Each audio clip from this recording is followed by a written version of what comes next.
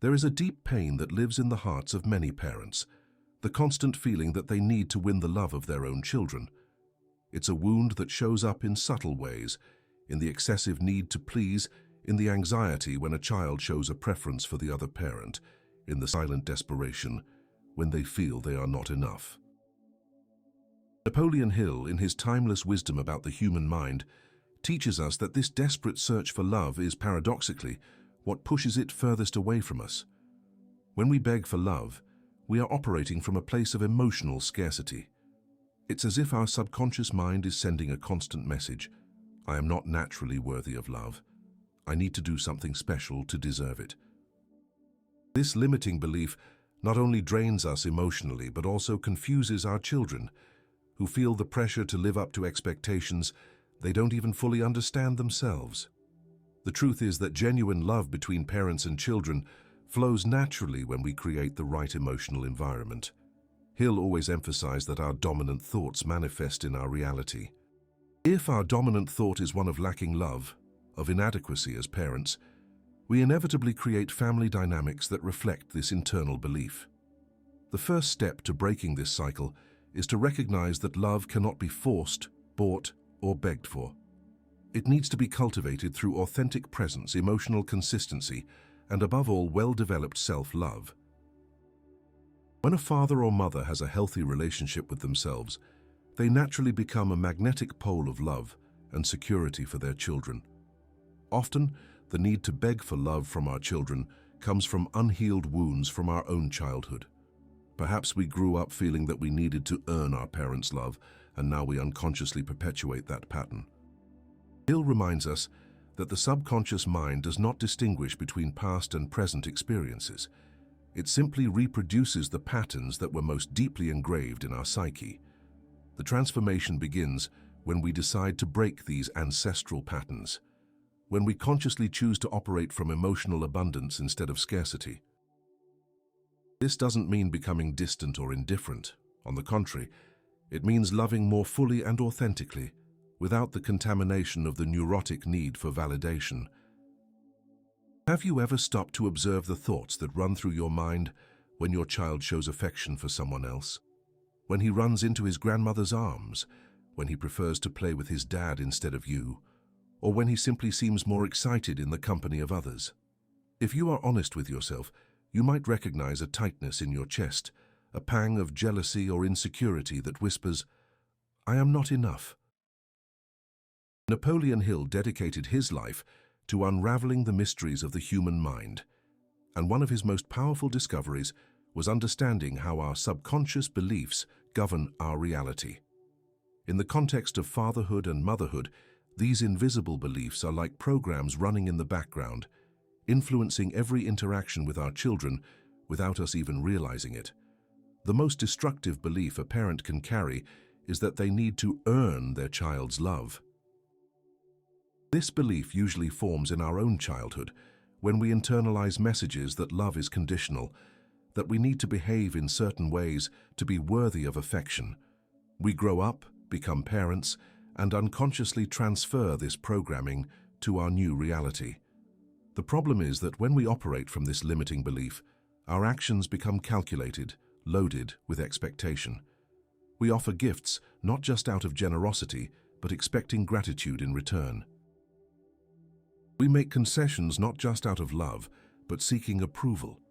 Our children, with their natural intuition, feel this energy of neediness and, paradoxically, pull away from it. Hill always emphasized that the subconscious mind accepts as true whatever we most intensely believe and feel. If we deeply believe that we are insufficient as parents, our mind will work tirelessly to prove this truth, creating situations that confirm our inadequacy. It's a self-perpetuating, vicious cycle. But there is a way out. The transformation begins when we decide to question these inherited beliefs, when we ask ourselves, where does this need to prove my worth as a parent come from? Does this belief really belong to me, or was it planted by past experiences? Hill teaches us that we can reprogram our subconscious mind through the conscious repetition of new thoughts and beliefs. The new belief that needs to be cultivated is simple, but revolutionary. I am naturally worthy of my child's love. My value as a parent does not depend on their approval or demonstration of affection. I love because it is my nature to love, not because I expect something in return.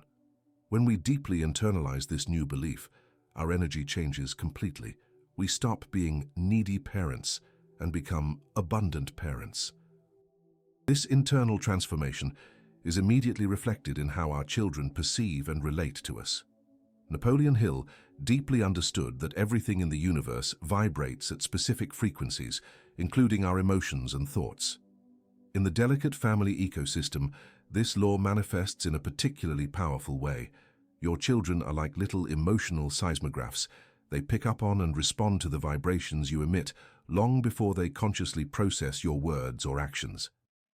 When a parent operates from the frequency of emotional scarcity, they unconsciously transmit a vibration of emptiness that needs to be filled. It's as if they're emitting a constant signal. I need you to love me, to feel whole. This vibration creates a subtle but constant pressure on the child, who instinctively feels they carry the responsibility for the adult's emotional stability. Children, in their natural wisdom, reject this pressure. They were not born to be responsible for their parents' emotional well-being. When they feel this burden, their instinctive response is to pull away, to seek spaces where they can simply be children without carrying the emotional weight of an adult. On the other hand, when a parent vibrates at the frequency of emotional abundance, when they feel whole and centered in themselves, they become like a beacon of security and unconditional love. There is no pressure, no hidden expectations, just genuine presence and love that flows naturally. In this atmosphere, children feel free to approach and connect authentically. Hill teaches us that we can consciously choose our vibrational frequency by controlling our dominant thoughts. When we start each day by affirming our completeness as individuals and our naturalness as loving parents, we are tuning our emotional frequency to a channel that attracts rather than repels. The practice of this vibrational shift requires mental discipline. It means catching those moments when our mind slips into scarcity, when we feel jealous of our child's relationship with others, when we interpret their behavior as personal rejection, when our self-esteem wavers based on their displays of affection. In those moments, we need to consciously redirect our thoughts to our internal source of worth and completeness. A powerful technique that Hill recommended was creative visualization. Imagine yourself radiating a golden light of unconditional love and emotional security. Visualize your children naturally approaching this light, not out of obligation or manipulation, but because of the genuine attraction we feel for that which nourishes us without demanding anything in return. This change in frequency doesn't happen overnight. It's a gradual process of mental and emotional reprogramming. But the results are transformative. When you stop begging for love and start radiating love, when you stop seeking completeness in your children and find your own internal source of wholeness, something magical happens. Your children naturally gravitate toward you. Remember, you don't need to win your children's love. You need to become the person who is naturally worthy of that love. And that person already exists inside of you, just waiting to be freed from the limiting beliefs that keep them imprisoned. There is a profound truth that Napoleon Hill discovered through decades of studying successful minds. We are living mirrors for our children, reflecting not just our behaviors but especially our relationship with ourselves. When a parent possesses a healthy and genuine self-esteem, they unconsciously teach their child that self-love is natural and desirable. When a parent lives in constant need of external validation, they inadvertently program their child to also seek their completeness outside of themselves. The tragedy of many modern families is that emotionally needy parents raise children who learn from an early age that their role is to take care of the adult's emotional needs. This inverts the natural order of things and creates children who are prematurely responsible for their parents' emotional well-being. It is too heavy a burden for small shoulders, and the child's natural response is to distance themselves from this pressure. Hill observed that people with genuine self-esteem possess a natural magnetic quality. They don't need to prove their worth because they know it intrinsically. In parenting, this translates into a calm and secure presence that offers children exactly what they need most: an emotional safe harbor where they can be authentic without fear of judgment or rejection. When you develop a healthy relationship with yourself, you stop interpreting your children's behavior as a reflection of your personal worth. If your daughter prefers to play alone instead of with you, it doesn't mean you are an inadequate parent. It might simply mean she is developing her independence. If your son shows more affection for his mother during a certain period, it doesn't diminish your value as a father. It may just reflect the different emotional needs he has at different stages of development. Genuine self-esteem also frees us from the need to be the perfect or favorite parent. You can make mistakes, have difficult days, moments of irritation, and still maintain your essence of love and security. Your children don't need a perfect parent. They need a real, authentic parent who accepts themselves with their imperfections and continues to grow. Hill emphasized that true self-esteem doesn't come from external comparisons or achievements, but from the deep recognition of our intrinsic worth as human beings. In the context of parenting, this means understanding that your value as a parent doesn't depend on being better than other parents, having better behaved children, or receiving constant validation from your children. When you love and accept yourself, you naturally offer this same kind of unconditional love to your children. You don't need them to be a certain way to feel good as a parent. You love them exactly as they are, in every phase of their development. This unconditional acceptance is the fertile ground where genuine love flourishes. Developing healthy self-esteem is an ongoing process that requires conscious practices. Start by observing how you talk to yourself, especially in moments of difficulty in parenting. Replace destructive self-criticism with a compassionate but firm inner voice. Celebrate your small successes as a parent. Acknowledge your growth and forgive your mistakes, not by minimizing them, but also without punishing yourself excessively for them. Napoleon Hill discovered that the most influential and loved people shared a special quality: the ability to be genuinely present without hidden agendas. In parenting, this quality becomes even more precious and powerful. Being present with your children doesn't just mean being physically in the same room. It means being emotionally available, mentally focused, and energetically open, without the silent pressure of receiving something in return. Most parents confuse presence with performance. They believe they need to constantly entertain, educate, or impress their children to keep their attention and affection. This mentality turns natural moments of connection into forced presentations, where the parent becomes an artist desperate for applause instead of simply being a loving and secure presence. When you are truly present with your child, something magical happens. They feel seen and accepted exactly as they are in that moment. There are no expectations for them to be smarter, more affectionate, or better behaved. There is no subtle pressure for them to show gratitude or affection. There is only the mutual recognition of two human beings sharing an authentic moment. Hill taught that focused attention is one of the most powerful forces in the universe. When we direct our complete attention to our children, without thinking about the next task, without planning how we will educate them in that moment, without anxiety about being good parents, we create an energetic field of acceptance that is profoundly nourishing for a child's soul. Authentic presence also means being comfortable with silences, with moments without action, with the natural pauses in interaction. Many parents become anxious when there is no constant conversation or activity, feeling they need to fill every space with words or entertainment.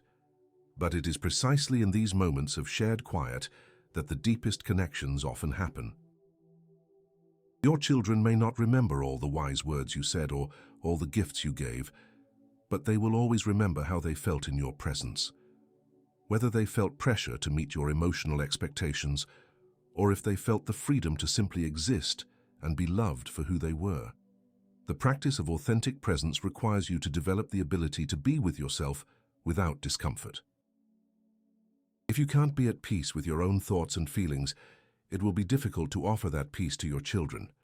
That is why Hill always emphasized the importance of personal reflection and self-knowledge as the foundation for healthy relationships.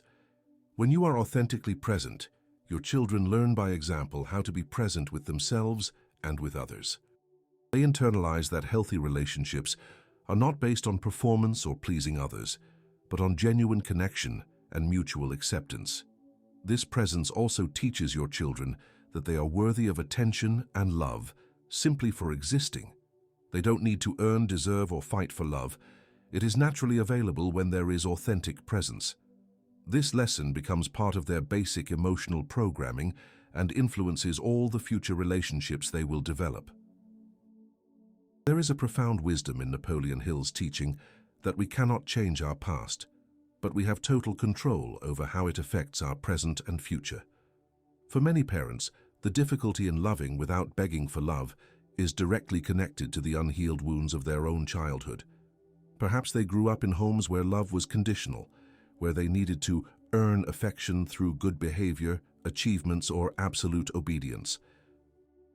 These experiences create deep marks on the psyche, programming us to believe that love is something scarce that must be won through effort and performance. When we become parents, this programming emerges automatically, making us repeat patterns we swore we would never reproduce. It's as if a wounded part of us is still that child anxious for approval, now seeking from our own children the validation we never adequately received. Hill discovered that the subconscious mind does not distinguish between past and present. It simply executes the most deeply ingrained programs. If our deepest experience of relationships was based on conditional love and emotional scarcity, our mind automatically recreates those dynamics, even when we consciously desire something different. The transformation begins when we develop the courage to look honestly at our wounds without becoming victims of them. This means recognizing how our own lack of affection might be influencing our parenting, without using that recognition as an excuse to perpetuate destructive patterns. It's about taking radical responsibility for our emotional healing, understanding that our children are not our therapists nor our source of completeness. The process of healing these old wounds requires us to develop a compassionate relationship with our own wounded inner child. We need to give ourselves the unconditional love and acceptance that we may not have received as children. This is not a narcissistic exercise in self-indulgence, but a necessary work of emotional repair that allows us to love our children from a place of wholeness instead of neediness. Hill always emphasized that we are the architects of our own emotional destiny.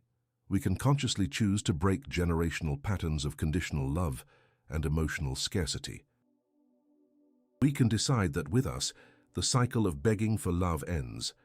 Our children will grow up knowing they are loved simply for existing, not for what they do or don't do. This decision requires constant vigilance because old patterns tend to resurface in moments of stress or vulnerability. When we feel rejected by our children, when they show a preference for other people, when they go through phases of rebellion or distance, our wounded inner child can emerge, bringing all the anxiety and need for approval that characterized our childhood. In those moments, we need to pause and ask ourselves, who is reacting right now? The conscious adult I am today, or the wounded child I was yesterday? This simple question helps us distinguish between automatic reactions based on old wounds and conscious responses based on our current values as parents. Healing these wounds not only transforms our relationship with our children, but also frees us to experience all our relationships in a healthier, more authentic way. We stop seeking in others what we can only find in ourselves, and we begin to offer genuine love instead of love based on need. Napoleon Hill observed a fascinating paradox in his research on human relationships. The more desperately we seek something, the more it tends to move away from us. In the context of parenting, this law manifests with particular clarity. Parents who cling emotionally to their children, who make their approval and affection the basis of their self-esteem, often find that their children become distant and resistant. Loving detachment does not mean coldness or indifference. It means loving deeply without making that love an emotional prison for your child. It is the difference between holding a butterfly with a closed fist, suffocating it, and keeping your hands open, allowing it to choose to land on your palm. When you offer love without desperate attachment to the outcome, you create a safe space where genuine connection can flourish. Hill understood that genuine detachment arises from inner security, not from denying our feelings. When you know deeply that you are a whole and valuable person, regardless of your children's response, you can love them with a freedom that is profoundly attractive. You don't need to control how they respond to your love, because your emotional well-being doesn't depend on that response. This type of detached love is what Hill would call love of a higher frequency. It is a love that gives without calculating the return, that accepts without judging, that is present without invading. It is the kind of love that allows your children to be authentic in your presence, because there is no subtle pressure for them to meet your emotional needs. Loving detachment also means accepting that your children are individual beings with their own personalities, preferences, and ways of expressing affection. Perhaps your daughter is naturally more reserved and shows love through small gestures rather than effusive words. Perhaps your son goes through phases where he needs more emotional space to develop his identity. When you are emotionally detached, you can honor these individual differences without interpreting them as personal rejection. Hill taught that our happiness must come from within, not from external circumstances or the behavior of other people. In the context of parenting, this means cultivating internal sources of satisfaction and fulfillment that do not depend on the mood, behavior, or displays of affection from your children. When you have this solid foundation, you can be present for your children in a more generous and authentic way. Detachment also allows you to see your children more clearly. When your own emotional needs are not clouding your perception, you can better understand what they really need in each moment. Sometimes they need firm guidance. Other times, they need space to make their own mistakes. When you are not desperate for their approval, you can offer exactly what is most beneficial for their growth, even if it temporarily causes some discomfort in the relationship. Practicing loving detachment requires constant mental discipline. It means catching those moments when your mind slips into the need to control your children's response to your love.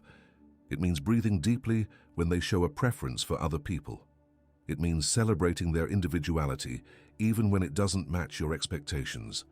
When you master this art of loving detachment, something extraordinary happens. Your children naturally feel more drawn to your presence. Without the pressure of emotional neediness, they can connect with you more spontaneously and genuinely. They feel they can be completely authentic in your presence, and that authenticity becomes the foundation of a deep and lasting connection. There is a common confusion among parents who fear that loving without begging for love means becoming distant or authoritarian. Napoleon Hill discovered that true authority, the kind that inspires genuine respect and admiration, does not come from imposition or control, but from a centered presence that naturally commands respect. When you have a healthy relationship with yourself, you develop what Hill would call magnetic authority, a natural influence that attracts rather than forces. Parents who beg for their children's love often swing between two destructive extremes. Either they become excessively permissive, trying to buy affection through constant concessions, or they become overly authoritarian, using control as a substitute for genuine connection. Both approaches stem from the same emotional wound, a lack of inner security about their worth as a person and as a parent. Natural authority arises when you are firmly planted in your own values and principles, not because you need to prove something to your children, but because you genuinely believe that these values serve the greater good of the family. You set boundaries not out of anger or a need for control, but out of love, knowing that structure and consistency are precious gifts you offer for your children's healthy development. Hill observed that people with true natural authority possess a paradoxical quality. They are firm without being rigid, clear without being hostile, consistent without being inflexible. In parenting, this translates into being able to say no when necessary without feeling guilty, and saying yes when appropriate without expecting excessive gratitude in return. When you are not desperate for your children's love, you can make decisions based on what is best for them in the long run, even if it causes temporary discomfort. You can establish consequences for inappropriate behavior without becoming punitive. You can stand by your decisions even when they get upset, because your self-esteem doesn't depend on their constant approval. This natural authority also allows you to recognize when you are wrong and apologize genuinely, without it diminishing your self-respect or your children's trust in your leadership. Paradoxically, the ability to admit mistakes and grow from them strengthens rather than weakens your authority, because it demonstrates emotional maturity and authenticity. Hill taught that genuine confidence is contagious. When you trust yourself, in your values, in your ability to learn and grow, in your love for your children, that confidence is naturally transmitted. Your children feel they can trust you because you trust yourself. They feel safe under your guidance because they sense you have a solid internal compass. Natural authority also means not needing to be always right or always in control. You can admit when you don't know something. You can ask for your children's opinion on appropriate matters. You can even learn from them in certain situations. This flexibility doesn't diminish your authority. In fact, it humanizes it and makes it more accessible and respectable. When your children feel that your authority comes from a place of self-love and genuine wisdom, rather than insecurity and a need for control, they naturally feel more inclined to respect your guidance. Not because they were forced, but because they intuitively recognize that you are operating from a place of inner strength and genuine concern for their well-being.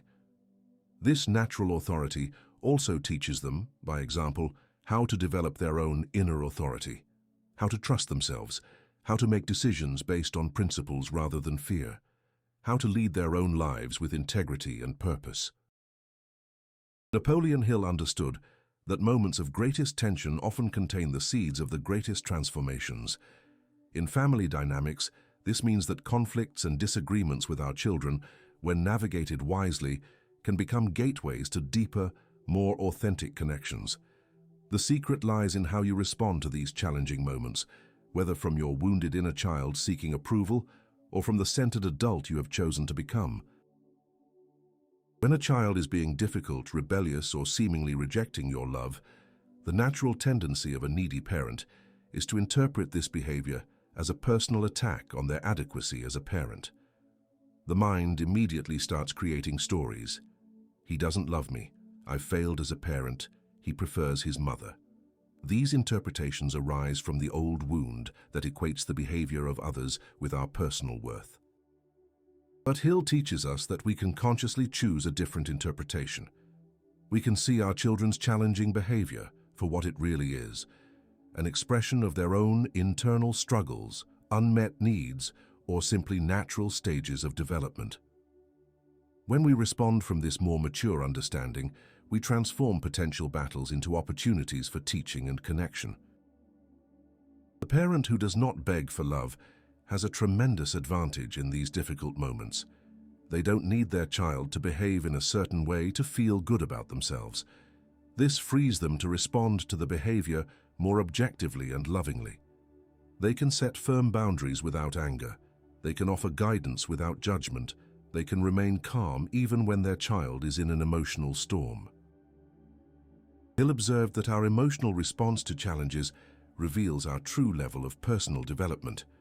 When you remain centered during difficult moments with your children, you are demonstrating, to both them and yourself, that your inner peace does not depend on the external behavior of other people. This is a profound lesson that your children absorb through observation. There is a special magic in being able to genuinely love your children, especially when they are being unlovable. In these moments, when you can see beyond the problematic behavior and connect with the human being who is struggling behind that mask, you offer exactly what they need most: unconditional love that does not depend on their performance. Conflicts also become precious opportunities to teach emotional intelligence by example. When you remain emotionally regulated during arguments, when you express your feelings without attacking, when you set boundaries firmly but without cruelty, you are offering a masterclass in emotional maturity that is worth more than 1,000 lectures on how to behave. Hill taught that every obstacle carries within it the seed of an equivalent opportunity. Difficult moments in parenting are disguised opportunities to demonstrate unconditional love, to teach healthy conflict resolution, to strengthen mutual trust by navigating turbulent waters together.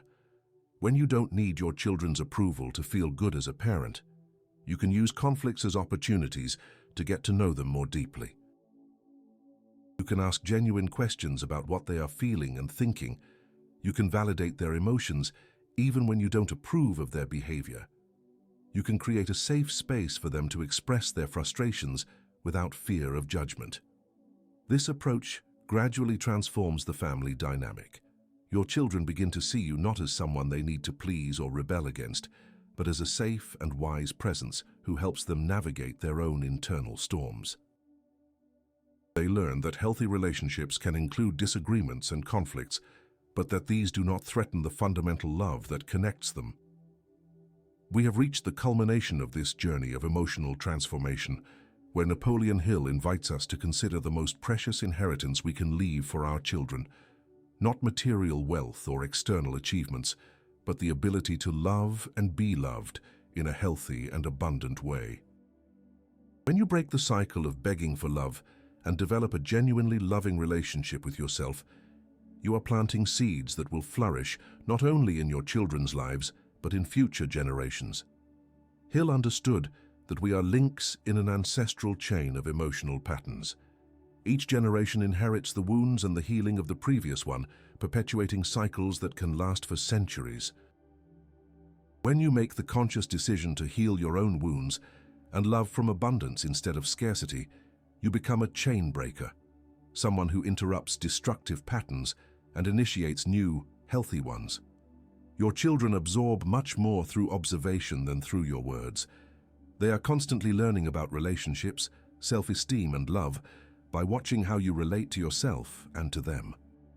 When you demonstrate genuine self-love, when you treat yourself with kindness in moments of error, when you celebrate your achievements without arrogance, when you maintain healthy boundaries in your relationships, you are offering a living model of how to live with dignity and authenticity.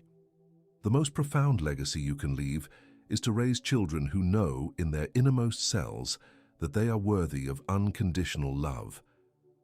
Not because they earned it, deserved it, or behaved in certain ways, but simply because they exist. This deep certainty becomes the foundation upon which they will build all their future relationships. Hill taught that the subconscious mind accepts as true what we most deeply experience in childhood. If your children grow up experiencing love based on performance, emotional neediness disguised as affection, or subtle pressure to be responsible for their parents' emotional well-being, that programming becomes part of their basic psychic structure. But when they grow up in an environment of genuinely unconditional love, they absorb the programming that they are naturally worthy of love and respect. This transformation you make in yourself also retroactively heals your own childhood. When you offer your children the kind of love you would have liked to receive, when you create the emotional environment your inner child always longed for, a mysterious healing happens at the deepest levels of your being. You simultaneously become the parent your children deserve and the parent you yourself always needed. The daily practice of this new way of loving requires constant vigilance, but gradually becomes natural. You catch those moments when your mind slips into old patterns of neediness. You take a deep breath, and you consciously choose to respond from your emotional abundance. Over time, this conscious choice becomes automatic, and you find that you no longer have to fight against the tendency to beg for love. It simply no longer arises. The final result of this transformation is a family where love flows naturally in all directions. Your children feel safe to be authentic, to make mistakes, to grow at their own pace. They learn that healthy relationships are based on choice and mutual joy, not on need or obligation. They carry with them the ability to create healthy relationships in all areas of their lives. And you, the parent who has made this courageous journey of healing and growth, discover something wonderful. When you stop begging for love and start offering it abundantly, you receive so much more love in return. Not because your children feel obligated, but because they naturally choose to be close to someone who radiates security, acceptance, and genuine love. This is the true teaching of Napoleon Hill applied to parenting. When you become magnetic through inner abundance instead of repulsive through neediness, you naturally attract what your heart has always desired, and in the process, you transform not only your own life, but plant seeds of transformation that will flourish for generations.